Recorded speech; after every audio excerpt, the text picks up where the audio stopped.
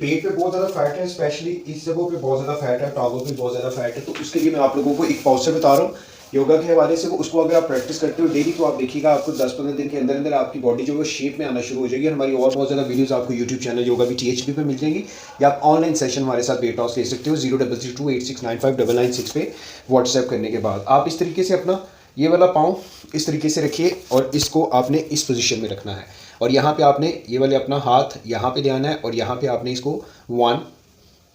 2 पाँव की पोजीशन देखिएगा इस तरीके से आपकी होगी, 3 4 आपने इसको 5 से स्टार्ट करना, फिर आहिस्ता आहिस्ता से रेप बढ़ा लेने हैं, 15 से 20 आप इसको आसानी से कर सकते हो। फिर इसको लेते हुए यहाँ से 1 2